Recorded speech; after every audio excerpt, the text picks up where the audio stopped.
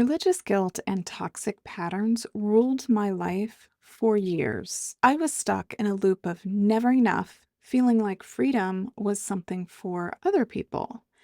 But I made one shift and it changed everything. If you're ready to break free and reclaim your power, you're in the right place.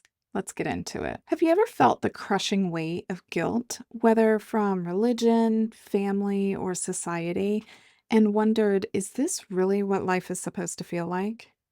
By the end of this video, you'll have a powerful mindset shift that helped me reclaim my power and peace. It's simple, practical, and something you can start using today.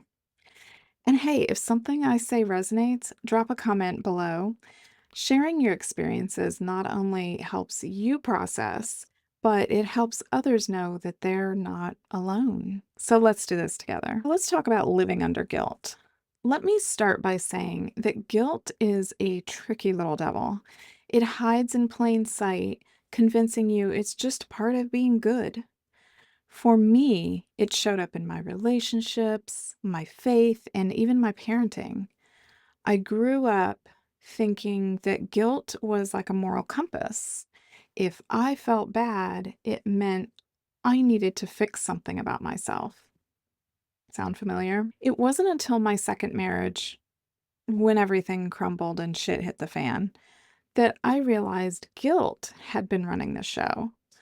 I had built my life around what others expected of me, not truly what I wanted or what I believed. So let me ask you, when was the last time you made a choice just for you without guilt or obligation? I want you to keep that in mind while I keep talking. So, what's the cost of guilt? Like, who cares, right?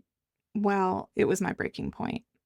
So, here's the thing, guilt doesn't just weigh you down, it controls you. For me, it hit a breaking point when I realized that my guilt was keeping me in an incredibly toxic marriage. I thought leaving would make me a failure. I would be a bad mom, a bad wife, a bad Catholic, a bad everything. But then one day I looked at my daughter and she was watching me endure something I wouldn't want for her. And that hit me like a truck. I wasn't just living my life, I was teaching her how to live hers and what to expect in a relationship. So, staying with him wasn't noble. It was harmful, not only to me, but to my children. So, I made the scariest decision of my life and I left. And let me tell you, guilt came hard for me after that because I was like, I put my kids through that and I let them witness things that they shouldn't have, that no child should have to witness, that no child should have to go through. But here's the truth, guilt isn't your guide, it's your cage. And once you see it for what it is, then you can break free. Have you ever made a big decision and felt crushed by guilt afterward, even when you knew it was the right choice? I would love if you share your story in the comments, even if you're still working through it, because it helps to talk about it. So, there was one shift that changed everything for me, and I want to talk about that shift. It's the one that pulled me out of the guilt spiral. It wasn't some big ritual or therapy breakthrough, although I'm all for therapy. I think it's great, and I love rituals, of course. Really, it came down to one question, and the question is, who am I really? At my core. Because you see, guilt thrives when you let other people's voices drown out your own. Your parents, pastors, partners, friends, they all have opinions about who you should be. But when you start asking, who am I without all of their noise, the guilt starts to lose its power. For example, I used to pray for the strength to endure the bad situations that I was in. Now I ask myself, do I even really need to endure this? And that shift from asking for permission to giving myself permission was everything. So here's a question for you. Who are you really when you strip away everyone else's expectations? I encourage you to sit with that for a minute, maybe in meditation if you like, and write it down. And then say it out loud and own it. Okay, let's get practical. So, Breaking free from guilt isn't an overnight thing, but here are some steps that you can take today that really helped me. The first step is to recognize the source of your guilt. Is it your inner voice or is it someone else's? If it's not yours, it doesn't belong.